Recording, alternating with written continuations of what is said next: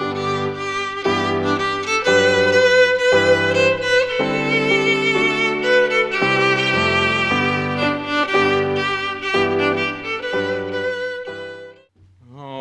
right, you can put your hymnals away, and we will take our Bibles now and go over to Isaiah chapter number 46 this evening. As we make our way through the book of Isaiah, we come to a chapter here it's not incredibly long, and it holds some of the same information as what we've been reading, but I like how it is phrased here in this instance.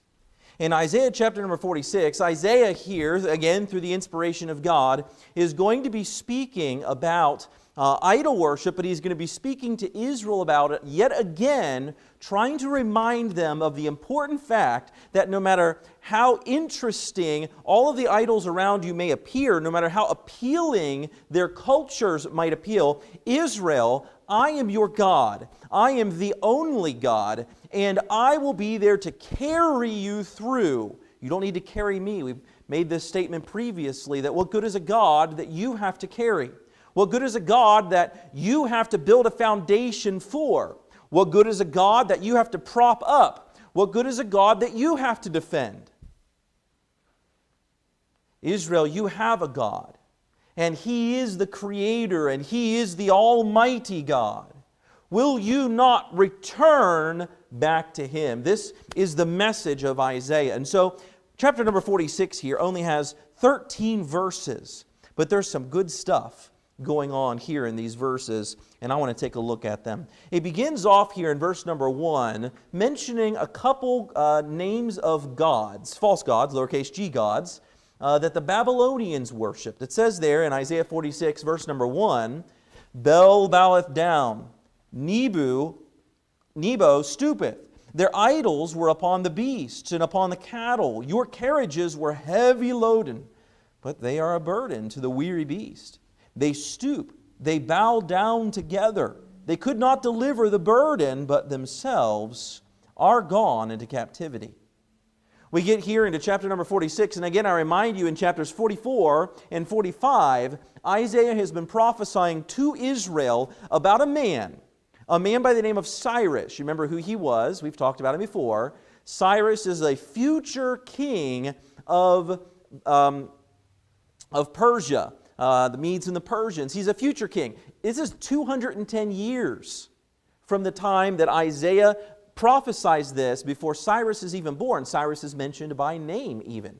Now in chapter number 46, Isaiah is not going to mention Cyrus by name, but he is going to talk about him at the very end.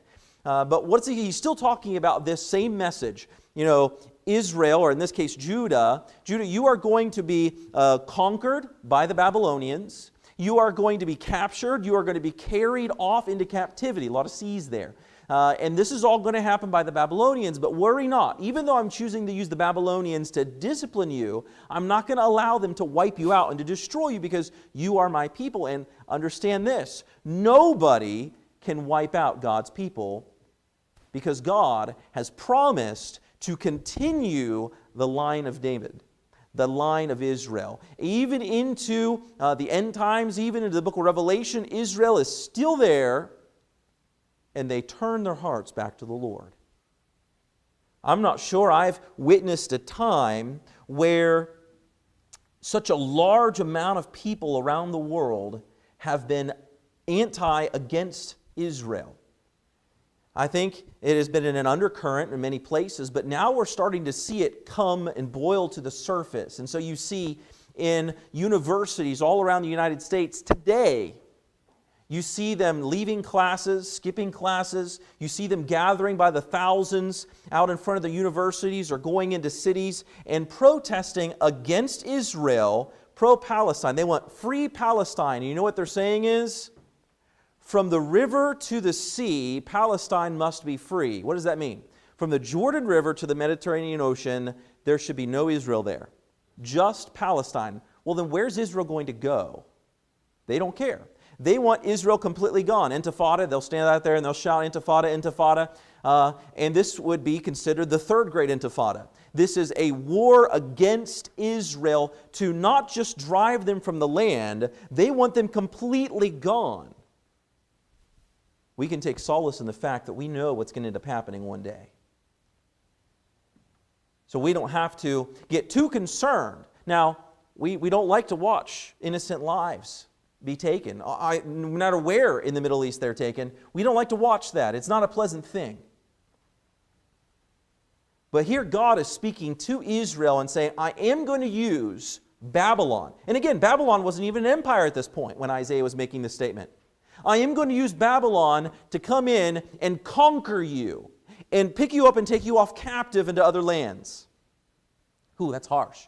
But then he says, but later, I'm going to use another heathen king, an unsaved man, to do my will to bring you back, to return you back to the land. Not only that, to help you rebuild Jerusalem, and not only that, to help you begin to rebuild the temple.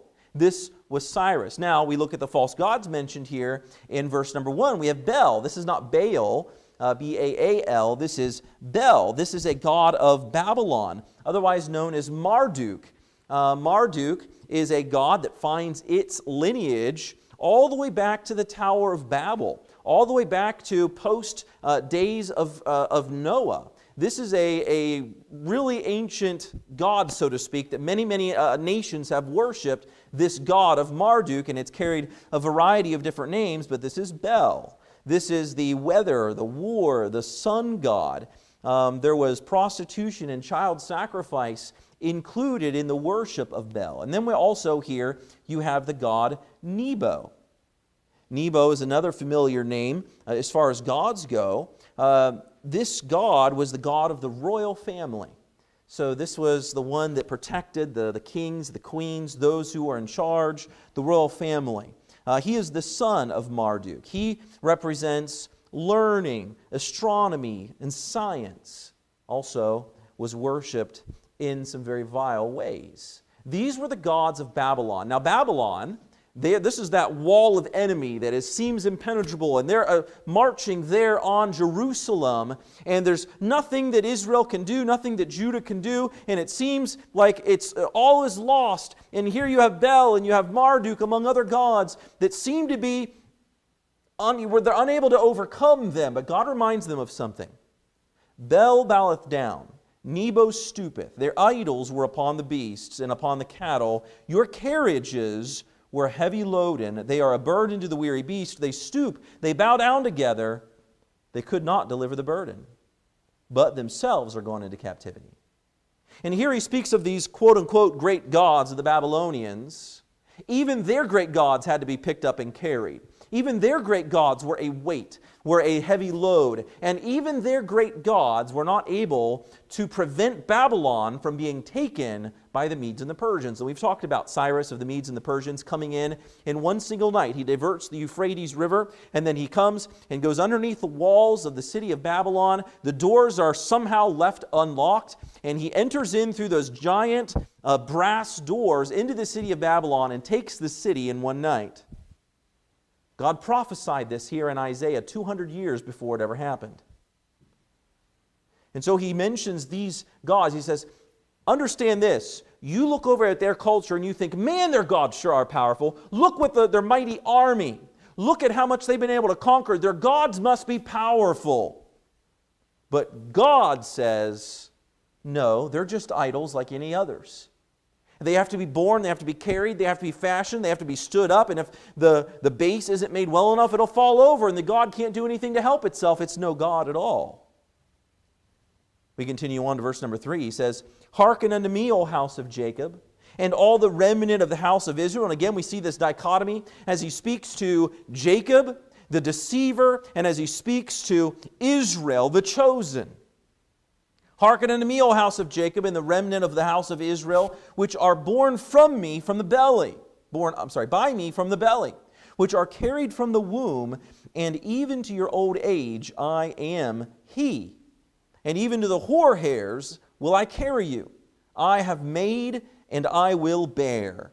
Even I will carry and will deliver you. And we get some amazing images here that is given to us. And Isaiah uses a ton of imagery or illustrations in his preaching. And it's great because it gives us a good, it's something we can relate to. He starts off there in verse number 3, saying, you have been born by me from the belly. And so we see a physical birth here. I birthed you. I made you who you were. Of course, we go back to the time of Abraham, when Abraham, at the Abrahamic covenant, was given a promise that from his seed would a great nation would be made. We saw this come to fruition through Jacob, that this great nation would be made. We see the 12 sons, or 13 sons. We see the 12 tribes of Israel being born there. We see a great nation that is saved from starvation. By whom? Joseph, down in Egypt, who had been sold there by his brothers, but God put him there for a reason. God put him there to prepare for that 7 years of famine so that his future nation Israel would have a place to go and get food, would have a safe harbor for a time. Well, that safe harbor in Egypt didn't last very long, did it? It was several hundred years before the pharaohs of that time began to worry about these Hebrews. And they began to exercise control over those Hebrews and put them to work, which turned into slave labor, and then it became rough. And then God raised up a man by the name of Moses, by which to bring his new fledgling nation out of captivity by Egypt and into the land that he had promised Abraham long before that he would place them. And thus begins the 10 plagues, or the calling of Moses, the 10 plagues, the travel across the Red Sea, and up into Canaan land for the very first time, which they were not prepared for spiritually, to enter into Canaan land. And so they had to wander in the wilderness of Zin for 40 years before it was finally time for them to enter and cross the Jordan River and enter into the land of Canaan. He says here in verse number 3, I birthed you. I birthed you. God foresaw and spoke in advance that this was what was going to happen. I birthed you. And now if we have a God that is so powerful to foresee thousands of years prior to His existence a nation that is going to be born, and then He goes out of His way to put His hands out there as guardrails to make sure that this nation does not go off one way or the other, to make sure that this nation continues to grow, have a safe place to grow, food to eat during the great famine. If we have a God that can do that, then why in the world, when times get good, would we suddenly turn our focus away from that God to something or someone else? And how many times do we do something very similarly?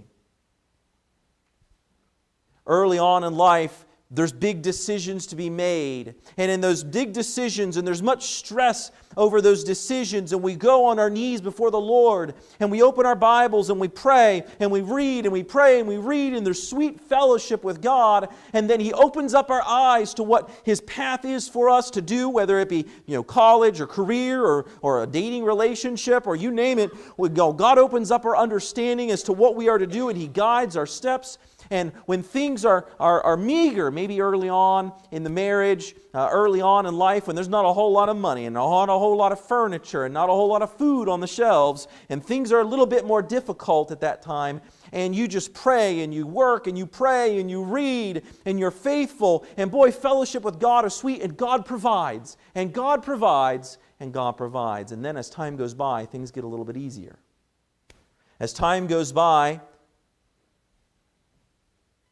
you don't have to struggle quite so much. And so we stop bowing down before the God of heaven. We stop relying upon God for things, and we begin to turn instead to other things. Our jobs, our bank accounts, ourselves, and our own abilities. And God reminds us of this. I birthed you.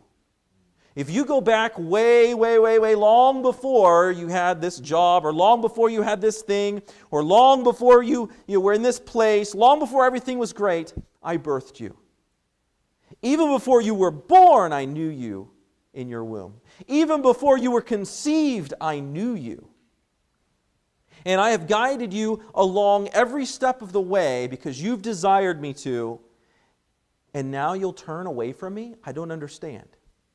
Why then would we turn away from God?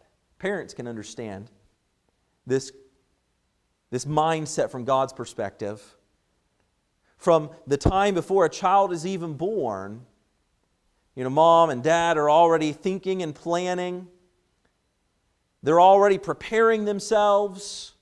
And then the child is born, and of course, it's a great effort to keep a child alive, to keep them from, destroying themselves for the first 18 years of their lives. That's pretty much all they're trying to do is to off themselves. And so you got to keep them from sticking their fingers in the outlets, and you got to keep them from drinking the stuff underneath the sink, and you got to, all that kind of stuff. And parents go through so much work trying to put those guardrails down to keep the children in, to guide them, to protect them so that they can make it to adulthood when their brains are capable of making decent decisions without you. But then before they actually get to that point, they get to be in 8th grade, that know-it-all stage where they know more than mom and dad does, and they get to be to that point, and suddenly they don't really want to listen to mom and dad anymore. And they start to say, listen, no, you just go over there and do your thing, mom and dad, and I'll be over here doing my thing. You don't need to check my phone, mom and dad. You don't need to check my computer. You don't need to check up on what I'm listening to and what I'm watching. You don't need to know who my friends are. Mom and dad, you don't need to know any of these things. I'm a big boy now. I'm a big girl now. I'm an adult. Treat me like one. And then they cry and throw a fit later the same day. But, I'm a big boy now. You don't need to check up on me. And just like Israel, a child can do the same thing. Oh, now I can handle a few things on my own. I don't need you anymore, God. God says, I bore you, I birthed you, which are carried from the womb. He says, and even to your old age, I am He.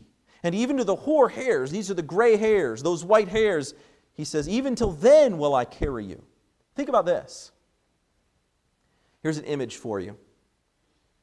When a child is born, the parents have to carry them in every sense of the word, right? They have to carry them, they have to feed them, they have to bathe them and clothe them. There's nothing a baby can do on their own. As a child grows, they can do more and more things on their own. And as time goes on, they become more and more capable, and mom and dad become less and less capable, until at some point the child then has to bear mom and dad. But that's never going to happen with God. He says, I birthed you, but you know what? Even until your gray hairs, even until you can't even lift yourself up off of the chair, God says, I will be there to carry you. That's exactly what He says. I am He, and even to the hoar hairs will I carry you. I have made, and I will bear. I took upon me the responsibility, God says, to make you a nation, and so I will bear you. Let's stop and think about that for a second. Here, this promise is being made to Israel. I know I'm taking it and I'm making application to us as Christians as well, but this promise is being made to Israel. And so God says, listen, I saw fit to make sure that you were created, that you were protected along the way, and that you became a nation, and I'm not going to just walk away and give up on you. I think here's another good passage dealing with the idea that God has not completely rejected Israel for an eternity, that God has not replaced Israel with the church. He says, even until your gray hairs, I will bear you. You know what that meant? That meant even despite your rebellion, I will bear you, Israel. Now, I will discipline you, yes, but I will still be your God, and I will still be there to carry you, and I will still be there to protect you. He says, I have made and I will bear. Even I will carry and will deliver you. Might have been hard for Israel at the point when they saw Babylonian soldiers either coming over the walls of Jerusalem or storming through the gates to think to themselves, this is God protecting us. This is God looking after us. That might have been a difficult time for Israel to say, oh, this is of God.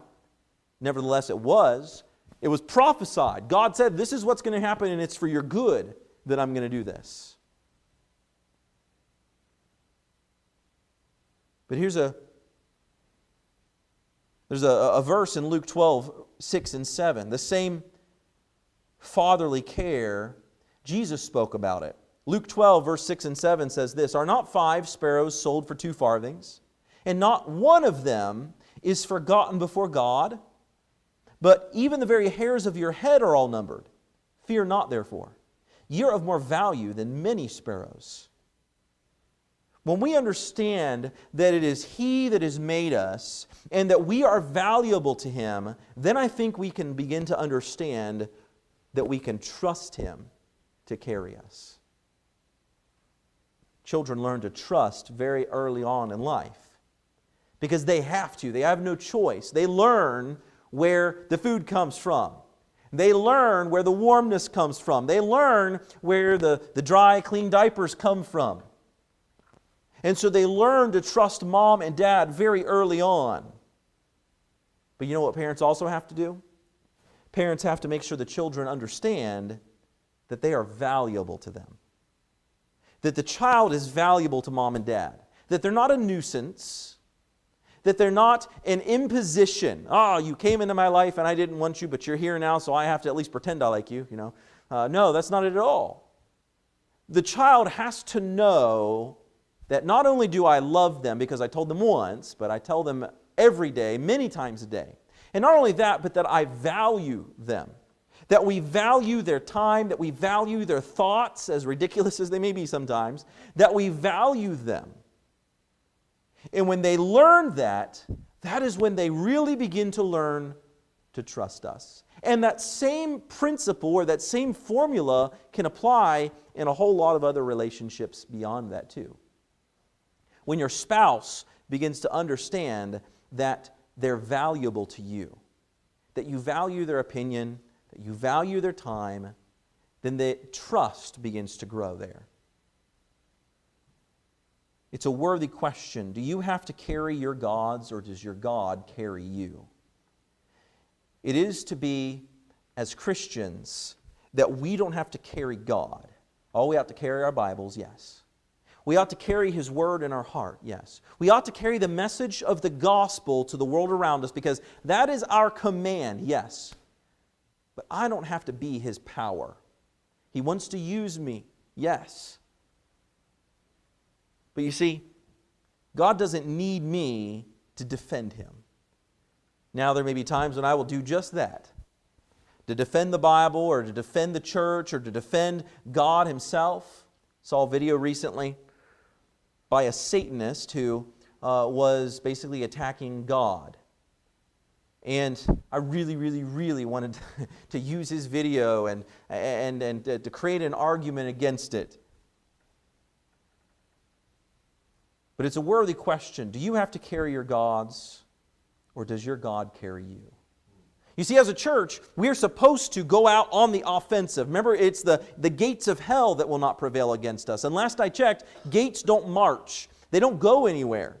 That means that we've got to go to them, that we've got to go knocking down the doors of hell, that we've got to go marching there and dragging people as they get ready to march through those gates willingly. We've got to grab them and pull them back and say, no, there is another choice except living life this way. You don't have to march your way into hell. Do you have to carry your God, or do you let Him carry you? We talked about that on Sunday morning, right? I said the title of Sunday morning sermon, Burdens and What to Do with Them. Some burdens were meant to be carried, or were meant to be shouldered. Some burdens were meant to be shed and tossed off, and some burdens were meant to be shared amongst one another. Do you let God carry you and your burden? Look at verse number 5. To whom will ye liken me, and make me equal, and compare me, that we may be like? God asks this, okay, if you're going to compare me to the gods of Babylon, or to the gods of, Assyria, or to some other god out there, who really are you going to compare me to? Is there some other God out there that has given to you what I have? By that, he means that has provided for you a land, that has provided for you a nation out of nothing, out of one person, that has driven the inhabitants of Canaan out of the land before you, that has miraculously provided for you food, that has parted seas and rivers for you? Have you found a God out there that is able to do any of these things? Have you found a God out there that is able to send His prophets to prophesy in advance of events that are going to happen? Have you found a God out there that is willing to send His prophets to their own harm and to their own deaths to come and to warn you to get right before God before judgment comes? Is there some other God that would do that? In fact, no. You know what other gods do? These other gods out there are kind of vindictive. You never really know what they're going to do. You may have to read the entrails of chickens or something like that to find out the will of these gods. It's always somebody's got to die in order to figure out what the gods want. And then you find out later, and this is an evil, vindictive God. But not the God of heaven. The God of heaven is the only God who foresaw our need and said, there's not a thing you can do about it. There is not a thing that you can do. I can't just write some rules for you to keep, because the fact is you can't keep all the rules. So I've got to do something to help these people down there. He says, Israel, do you see any other gods out there that have promised a Messiah? Do you see any other gods out there that are willing to give of their only Son to shed His blood to save you from your sins? Israel, do you see any other gods out there that are like me? Of course, we know the answer to that question is, well, no. Look what he says. These are the Babylonians here he speaks of, they lavish gold out of the bag and weigh silver in the balance and hire a goldsmith, and he maketh it a god.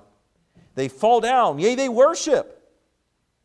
Their statues, their gold and silver statues, were a vast part of their treasures. You know, we buy a Ming vase, or we buy some expensive thing to put in our house, or some expensive vehicle to drive, or some expensive jewelry or clothing to wear, or a real nice gun to stick up on the wall, or we buy some of those things, and to us those are valuable things. Now, they don't have to be our idols, but to the Babylonians and to the many of the nations around them, if they wanted to go out and splurge on something nice, they would go out and they would buy a really nicely crafted idol. Maybe the best they could afford was a nice wooden one, or stone one, or one that was covered in silver or gold or brass to look like gold. That was really splurging for them. That was a social symbol to be able to put that in their house or to wear it around their neck. And so here, as he even speaks of these gods, we can still tie that even to today for us. He maketh it a god. They fall down, yea, they worship. They bear him upon the shoulder. They carry him and set him in his place, and he standeth. They say, this is where you belong. This is what you're supposed to do for me, because we decided that. And so now, do what you're supposed to do. And yet they fall down and they pray to him.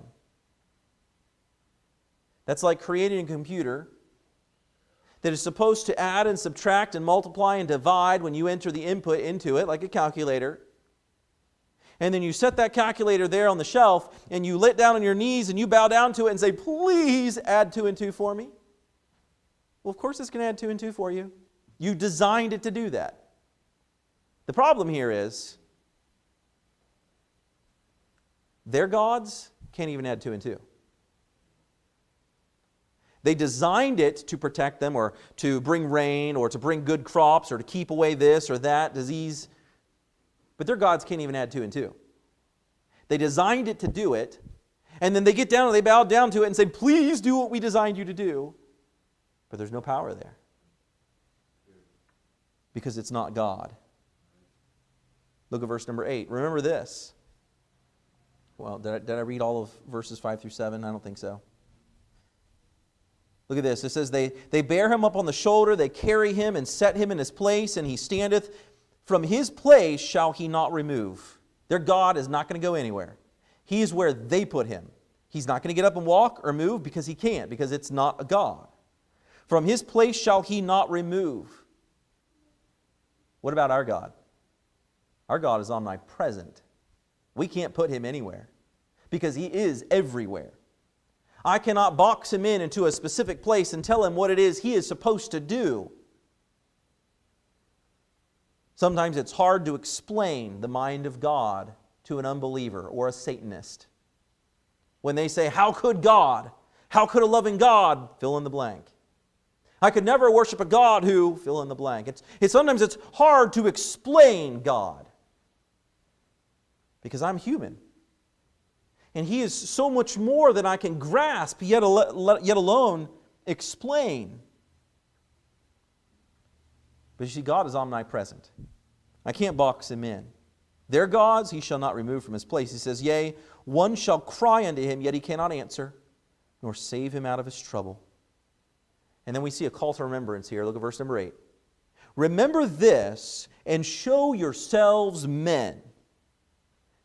Bring it again to mind, O you transgressors. Remember the former things of old, for I am God, and there is none else. I am God, and there is none like me, declaring the end from the beginning and from ancient times, the things that are not yet done, saying, my counsel shall stand, and I will do all my pleasure. He goes back there in verse number 8. Remember this, and show yourselves men.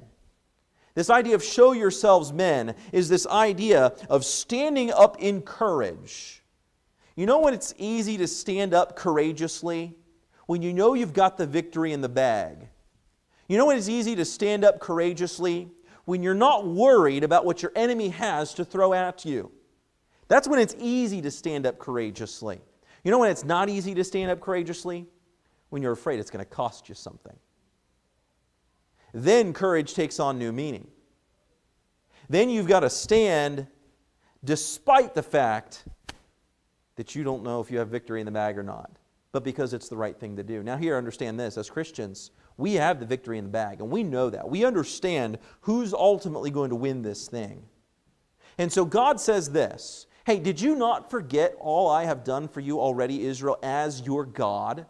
Did you think that I'm suddenly unable to part seas? Did you think that I'm suddenly unable to heal like I did with the brazen serpent? Did you suddenly think I was unable to provide food like I did with the manna? And here, Israel, you sit inside your walls, surrounded maybe by the Babylons, or you're thinking about this coming in the future. And for some reason, you seem to think that I am incapable of bringing the 10 plagues. That you seem to think that I am incapable of what I did to Assyria with Sennacherib and killing 185,000 of his army in one single night. Israel, suddenly you think I am incapable of helping you. What changed? It was not God that changed. And so God says, remember this. Recall this back up to your memory. The things of old, He says, for I am God, and there is none else. He says, I don't care if they have 500,000 men marching in perfect uniformity, wearing amazing uniforms with shiny shields and pointy spears, with big old banners, with horses and with chariots. I don't care if they have big old statues that they're carrying along right in the middle of their army. And I don't care if there's only 12 of you standing over here on this hillside. If I am with you, they have nothing because they have no God, because I am the only God. Christian, whatever our enemies may be, whether our enemies may be in the halls of power or our enemies may reside within the county, I feel like I know it to be the case that our biggest enemy resides within the walls of this church. We worry about the government, telling us we can't preach this or that. We worry about others getting upset with us because of our message, because we're intolerant or whatnot. But honestly, our biggest enemy is within the walls of this church. You say, the devil? He's here? Where? No. It's us.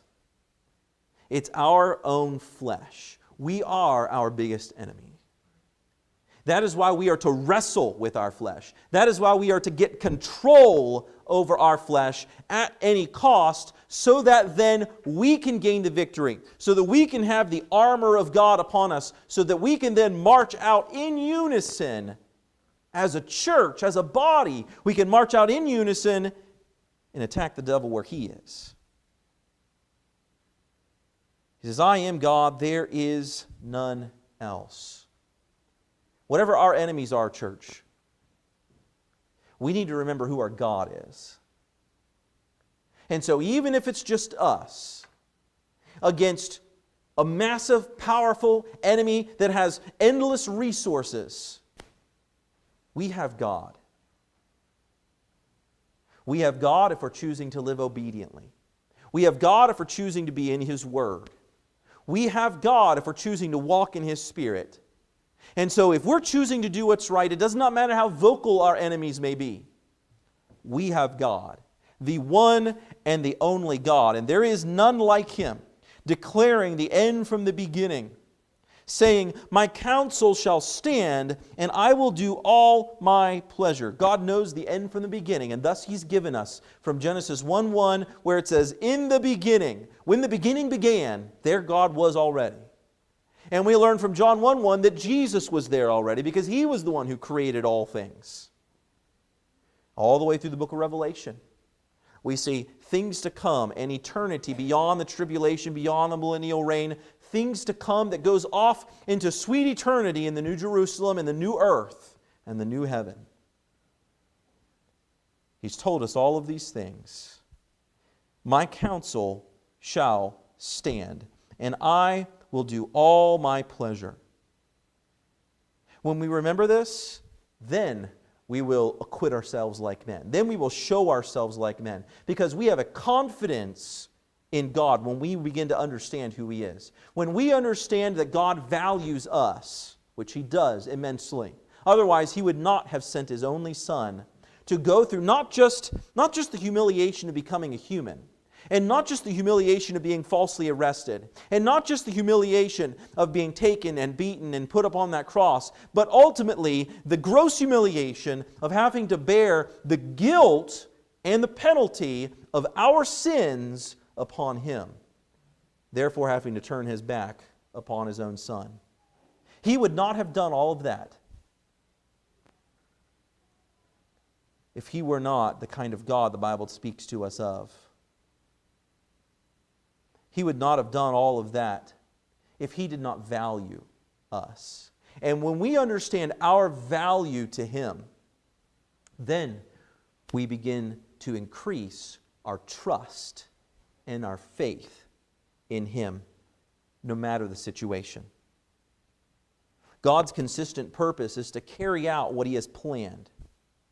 If we are, as Christians, tempted to pursue anything that promises pleasure, comfort, peace, or security apart from God, we must not waver in the midst of that temptation. He does not waver. He declares His purpose, and then He follows through on His purpose unwaveringly, and so we can, in the midst of obedience, not waver. Look at verse number 11. Calling a ravenous bird from the east. Now, you see in the last two chapters, He's spoken about Cyrus openly, used his name. Here He calls him a ravenous bird from the east. I think that's a little bit interesting. Calling a ravenous bird from the east, the man that executeth my counsel from a far country. Cyrus, the man that I will call to execute my counsel. God's people need to remember that God always has a deliverer for His people. I wonder if we will live long enough to see, or if we will be left on this earth long enough to see a miraculous deliverance of Israel, or if the rapture will occur prior to that. But God will do it, even if He has to use a pagan king, even if He has to use the king of Saudi Arabia, or the king of Qatar. I hear him say it, Qatar, a lot. Or Jordan. That one has a king, I know. Who knows how God is going to do it? Or if you even have God uses the President of the United States, as godless as he is, God can use anyone to accomplish His purposes.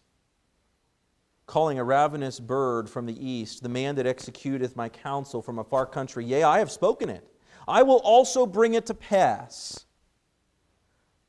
You ever met somebody that when they say something, if you question them, they're like, oh, I have spoken. I said it, so I'm going to do it. You don't need to question it. We don't need to bring it up again. We don't need to rehash it. This is what I've said. This is exactly what's going to happen. End of discussion, right? Probably met some people like that. This is God. He already knew your argument before you brought it up. And so He says, this is my direction. This is what we're going to do. This is what I'm going to do anyways. Feel free to come along with me, or feel free to get left behind. But this is what I'm going to do, God says, and I will accomplish it. He says, I have purposed it. I will also do it. Hearken unto me, ye stout-hearted. This stout-hearted is the stubborn-hearted. Hearken unto me, you stubborn-hearted, that are far from righteousness. Sometimes the preacher lifts up his voice. Why? Because Harold fell asleep.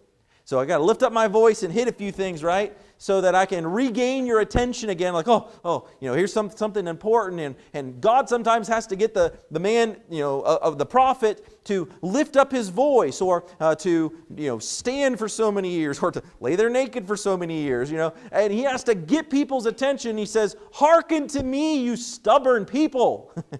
Ooh, whoa, careful there. Well, why are you being so pointed, Isaiah, in your preaching?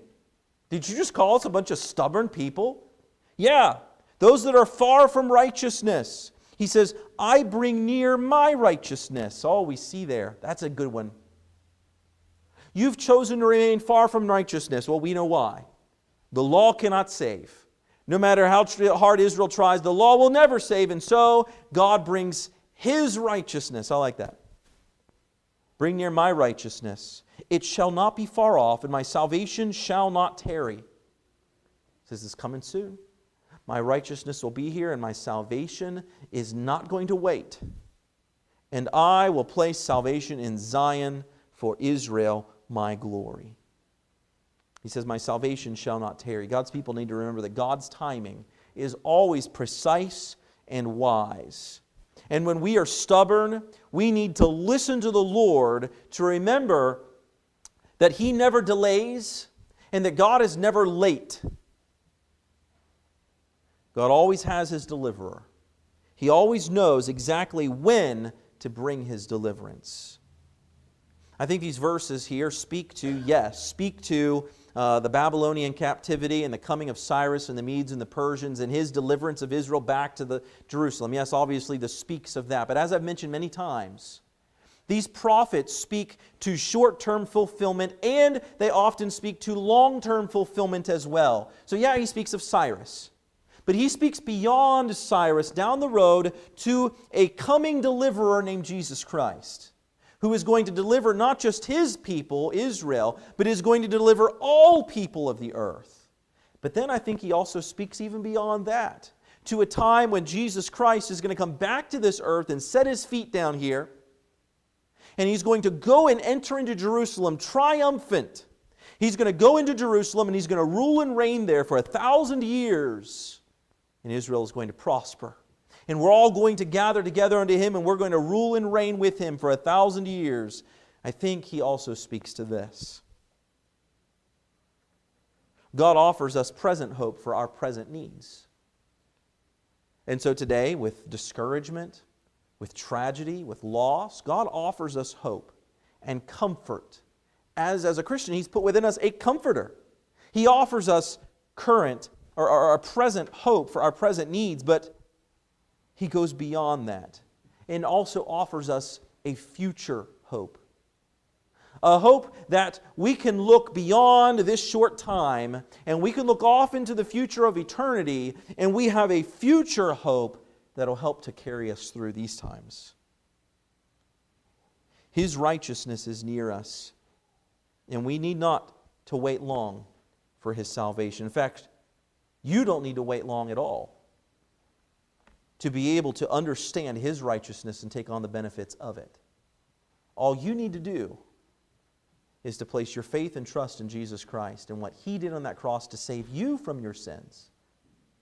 And not of ourselves, it is the gift of God, not of works, lest any man should boast. Then can His salvation come into your life. Then can His righteousness become superimposed upon you, so that when God looks at you, He does not see you, but He sees His Son and His righteousness. And He takes your righteousness and your sin, and He scatters it as far as the east is from the west to be forgotten. Because your sin has already been paid for. What needs to be done is for you to place your faith and trust in Him. And so chapter number 46 is not a long chapter, just those 13 verses. It deals with familiar topics now, with the false gods, with God proclaiming and naming Himself as He has done a lot in these past several chapters. I am God. I am the only God. Don't trust those false gods. Trust me. Remember what I've done. Trust me. And so tonight we talked about that. when we understand just how valuable we are to God, and we can clearly in the Bible see how valuable we are to Him, then we can understand how to trust Him.